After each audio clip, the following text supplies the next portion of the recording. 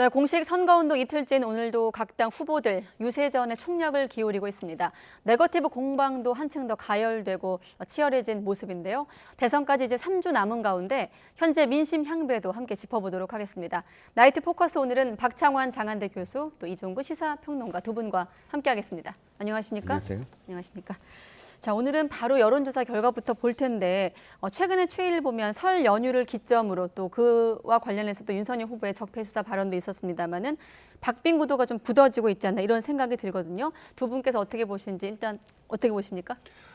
유례없는 박빙 구도입니다. 역대 어떤 대선도 사실 한 30일 전, 20일 전 시간이 갈수록 어느 정도 오차범위 아니라도 그 앞서는 후보가 있고 뒤쫓는 후보가 있고 그런 것들이 대세로 좀 굳어진다라는 그런 분석과 함께 기사가 나왔었는데요.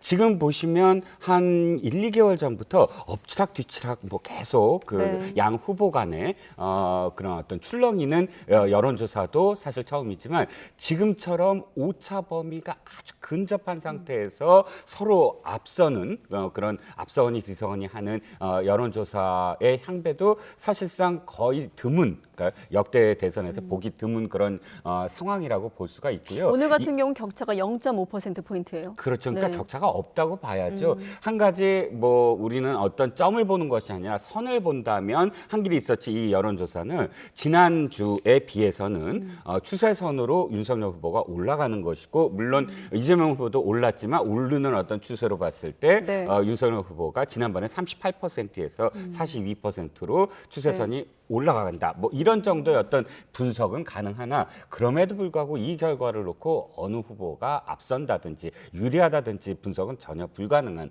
그런 지금 여론조사 추이라고 볼 수가 있겠습니다. 누구도 우위를 점하지 못하고 있는 상황이다라는 설명이시고요. 네, 누구도 우위를 점하지 못한 이유는 분명합니다. 역대급 비호감 대선이기 때문에 그렇습니다. 그리고 오차 범위 내 초박빙이다. 이거는 지지층들이 다 결집했다. 이렇게 보면 될 것 같아요. 그러면 결론적으로는 우리가 과거에 이렇게 선거 얘기를 쭉 해오면서 얘기했던 것처럼 네. 무당층, 중도층, 그러니까 2030 세대라든지 중도층이 결국은 얼마나 누구에게 투표하느냐가 지금의 어떤 첨예한 진영 대결에서 결판을 내지 않을까 이렇게 예상을 해볼 수 있을 것 같습니다. 네. 자, 지역별로 한번 특징을 볼 텐데 서울, 대구, 경북, 강원, 충청 쭉 정리한 결과가 있습니다만 마침 또 오늘 이재명 후보 같은 경우는 서울, 강남에서 유세를 이어갔고 최대 표밭인 서울, 그다음에 윤석열 후보 같은 경우는 호남, 충청에서 유세를 했기 때문에 그 지역들을 한번 중심으로 한번 본다면 일단 서울 수도권 어떻게 좀 볼 수 있을까요?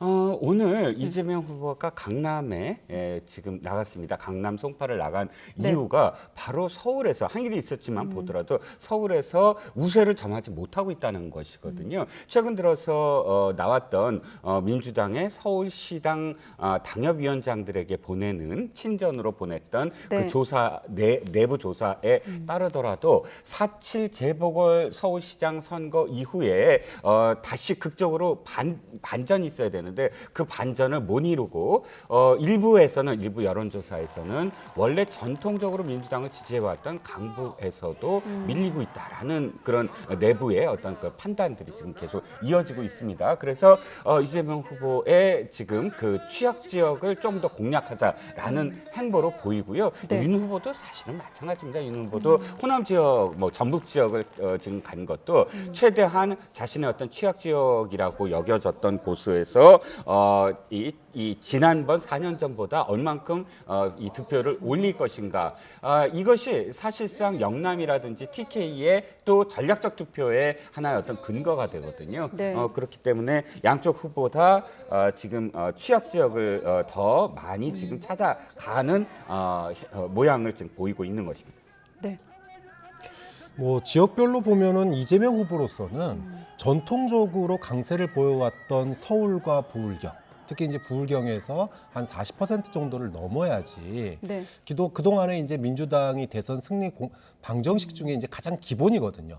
호남, 서울, 부울경. 이 세 군데가 어느 정도 이제 지지율이 붙어줘야 되는데 지금 서울 같은 경우에 이제 지지율 격차가 상당히 나거든요. 이 추세가 윤석열 후보의 그 악재가 겹쳤을 때 딱 한 번을 제외하고는 계속 서울에서 그 지지율이 낮았습니다. 네. 그렇기 때문에 지금 현재 그 공식 선거운동 초반에 네. 서울에 집중하고 있는 이유도 바로 그거죠. 서울에서 반등을 하지 못하면 이번 대선 어렵다 이렇게 봐야 될 정도로 서울, 부울경 이 지역에서 지지율을 얼마만큼 회복해내느냐 이게 이재명 후보로서는 네. 제일 관건이 되는 지역인 것 같아요. 한 가지 결과 더 볼까요? 자, 적폐청산 수사 발언이 선거에 미치는 영향. 아무래도 최근 변수 중에 가장 좀 부각됐던 대목이기 때문에 조사 결과를 좀 준비해 봤는데 영향이 크다 56.7%, 영향이 없다 크게 보면 39.6%로 나오고 있습니다. 네, 영향이 크다라고 56.7%가 대답한 것을 보면 네. 사실상 내가 영향을 받았다는 것이 아니라 전체적인 판세에 영향이 있을 것이다라는 전략적인 어떤 대답이라고 좀 볼 수가 있거든요. 네. 그런데 사실상 제 판단입니다만 이것은 양쪽의 어떤 지지층을 결집시키는 효과는 아주 극대화되겠지만 그럼에도 불구하고 아까 교수님이 말씀하셨던 부동층이라든지 또는 무당층에 이것이 얼마만큼 영향을 줄 것인가 이게 가장 중요할 것 같아요. 선거를 앞두고 지금 약 한 2주 좀 더 남았습니다. 한 네. 20일 정도 남았는데 현재는 80% 가까이 양쪽 그 지지층을 확고하게 지금 결집을 해놓은 상태고요. 나머지 한 20%에서 투표를 아예 그러니까 뭐 안철수 후보나 심상정 후보한테 하겠다는 비율까지 빼면 부동층 그러니까 양당 거대 양당을 투표할 사람들의 부동층은 약 한 10%에서 12% 내외라고 판단이 되거든요. 네. 그러면 이들에게 과연 지금 이 정치 보복이냐 적폐 수사냐라는 논쟁이 실질적으로 표를 가늠하는데 영향을 줄 것이냐라고 봤을 때 저는 그렇게 영향이 크지 않을 것이다. 그러니까 56.7%의 영향이 있다라는 것은 지지층 결집하라는 영향이 있다라는 뜻으로 보이고요. 네. 표심에 직접적으로 아까 아직도 안 정했는데 이것이 영향을 받아서 표를 바꿀 수 있다라는 어떤 질문은 아니었기 때문에 개인적으로는 큰 영향이 그러니까 지지층 결집 이외의 영향은 받지 않지 않을까 싶습니다. 그 지난주에 저희가 이 자리에서 윤석열 후보의 이 적폐 수사 발언이 의도된 발언이냐 아니면은 말실수냐 이걸 가지고 네. 이제 이야기를 한 적이 있었는데 그 당시에 이거는 커다란 말실수다. 이거는 결국은 지지층의 결집을 이미 이뤄낸 윤석열 후보와 아직 못 이뤄낸 이재명 후보에게 봤을 때 이재명 후보의 지지층 결집으로 나타날 가능성이 매우 높다고 그랬고 일주일이 지난 지금 그게 현실로 나타나고 있거든요. 좀 그런 점에서 지금 여론조사에서 60% 가까이가 영향이 있다라고 얘기한 거는 지금 이 선거 막판에 이재명 후보의 그 막판 지지층 결집 이 부분이 일어난 것들을 저는 얘기한 거라고 저도 똑같이 봅니다.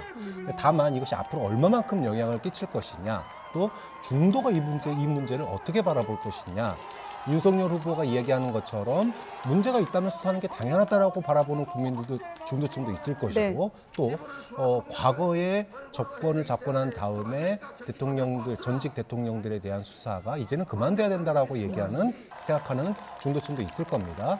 자, 그 부분은 확실히 이슈가 될 거라고 봐요. 그러니까 그 판단을 안 하는 게 아니라 속으로 하고 있다. 다만 그게 지금 현재 여론조사에서는 많이 안 나타나고 있는데 네. 굉장히 큰 이슈로서 저는 작용할 수 있다고 봅니다. 네, 조금 전 지나갔던 영향이 크다라는 56.7%에서 숫자가 어떻게 움직일지 남은 21일, 3주를 좀 지켜보기로 하고